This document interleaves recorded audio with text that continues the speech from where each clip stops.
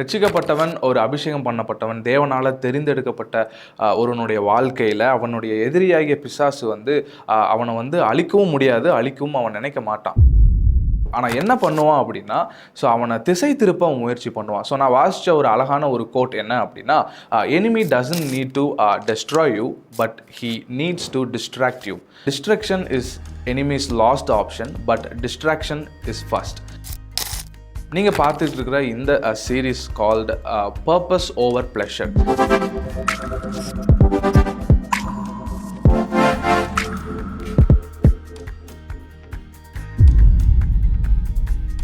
நம்ம எல்லாருக்குமே தெரியும், நம்ம வந்து நமக்கு ஆண்டவர் ஒரு பர்பஸ் கொடுத்துருக்காரு அப்படின்னு சொல்லிட்டு, இந்த பர்பஸை நம்ம செய்யணும் அப்படின்னு சொல்லிட்டு.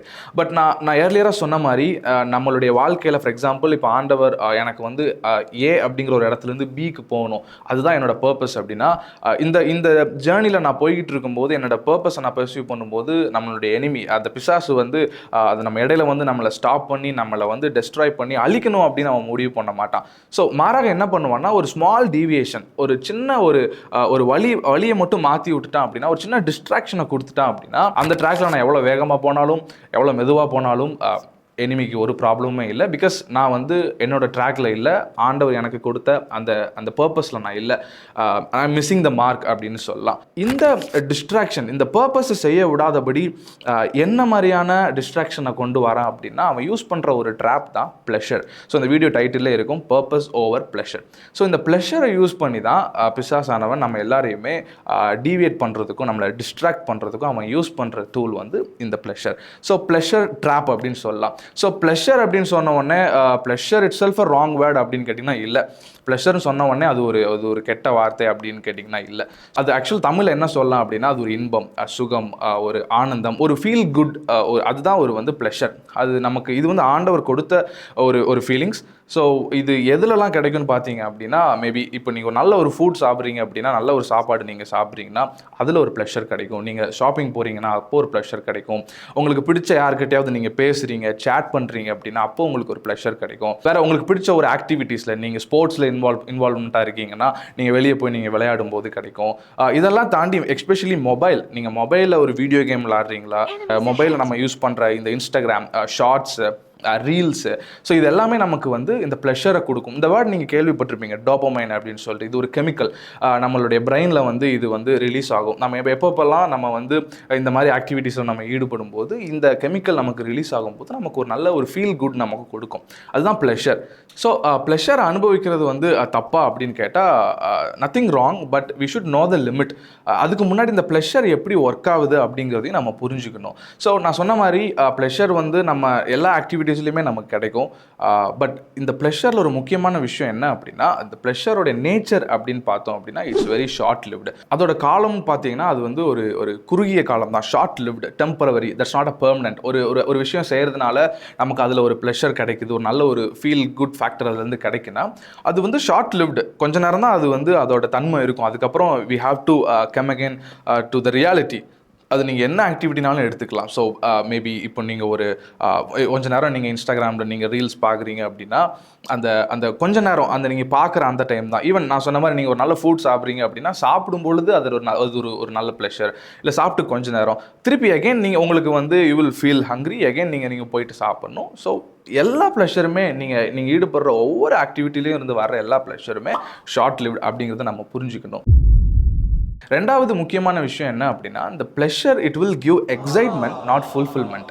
இது வந்து நமக்கு ஒரு எக்ஸைட்மெண்ட்டை கொடுக்கும், பட் அது ஒரு ஃபுல்ஃபில்மெண்ட் கொடுக்காது. ரெண்டுக்கும் பயங்கரமான வித்தியாசம் இருக்குது. ஸோ நீங்கள் எபிரேயரில் வாசிக்க முடியும். எபிரேயரில் 11 வந்து மோசையை பற்றி அழகாக போட்டிருக்கு. மோசே வந்து அவர் விசுவாசத்தினால தன் பார்வனுடைய மகன் என்பதை வெறுத்து அவர் அனித்தியமான பாவ சந்தோஷத்தை வந்து அவர் விட்டு தேவனுடைய தம்முடைய ஜனங்களோடு துன்பத்தை அனுபவிப்பதை அவர் தெரிந்து கொண்டார் அப்படின்னு வாசிக்கிறோம். அது இங்கிலீஷில் அழகாக போட்டிருக்கு, ஃப்ளீட்டிங் ப்ளஷர்ஸ் ஆஃப் சின். அனித்தியமான, நித்தியம் இட் மீன்ஸ் அ பெர்மனன்ட், அனித்தியம்னா டெம்பரவரி. ஸோ ப்ளஷர்ஸ், எல்லா ப்ளஷர்ஸுமே எப்படி இருக்கும் அப்படின்னா அது எப்படி ஃபங்க்ஷன் ஆகும்னா it's a temporary, it's a short lived, கொஞ்ச நேரம் தான் இருக்கும். ஸோ இதுதான் ப்ளஷர். அதுக்கப்புறம் இது என்ன பண்ணும் அப்படின்னு பார்த்தீங்கன்னா, ப்ளஷரோட இன்னொரு தன்மை என்ன அப்படின்னா it demands more. Each and every time வந்து இன்னும் அதிகம் வேணும், இன்னும் கொஞ்சம் அப்படின்னு அது வந்து டிமாண்ட் பண்ணும். டாலரன்ஸ் எஃபெக்ட் அப்படின்னு சொல்லலாம். Meaning what satisfy yesterday it won't satisfy today.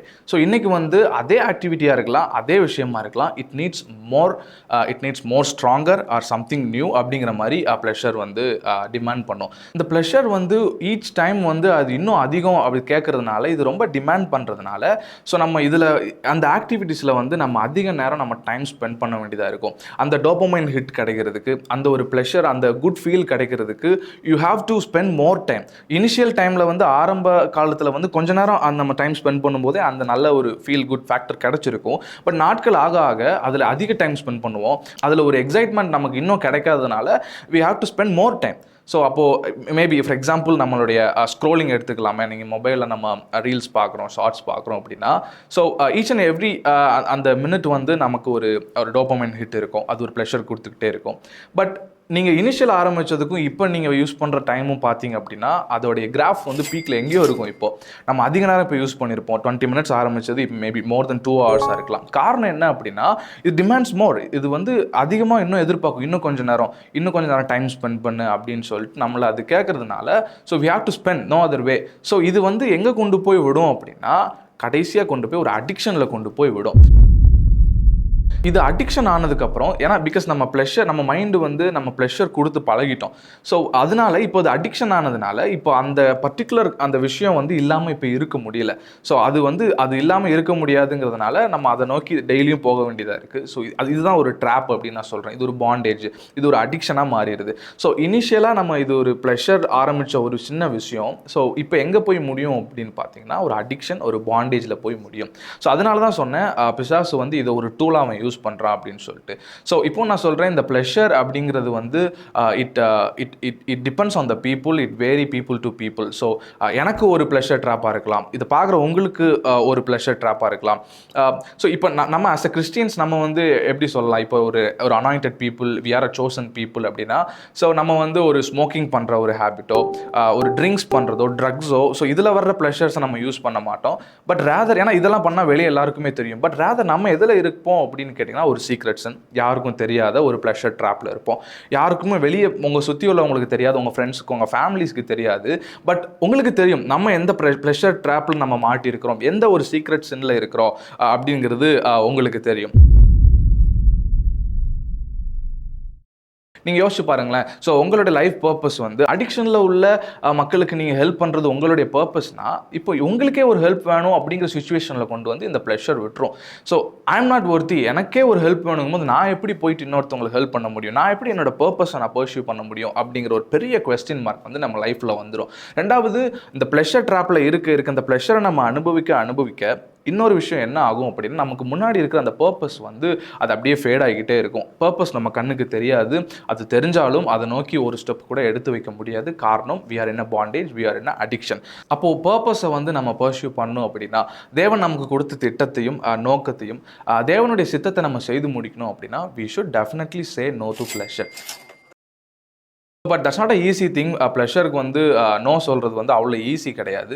But தொடர்ந்து இந்த அப்கமிங் எபிசோடில் நான் பேச போகிறேன். ஸோ இந்த ப்ளஷர்ஸுக்கு எப்படி நம்ம நோ சொல்லலாம், இந்த அடிக்ஷன்லேயும் பாண்டேஜஸ்லேருந்து நம்ம எப்படி வெளியே வரலாம், சீக்ரெட்ஸ்லேருந்து நம்ம எப்படி வெளியே வரலாம், நமக்குன்னு வச்சிருக்கிற பர்பஸை நம்ம வந்து எப்படி பர்சியூ பண்ணணும், அதை நோக்கி போகிறதுக்கு நம்ம என்னெல்லாம் பண்ணணும் அப்படின்னு சொல்லிட்டு தொடர்ந்து நான் அப்கமிங் எபிசோடில் கூட நான் பேச போகிறேன்.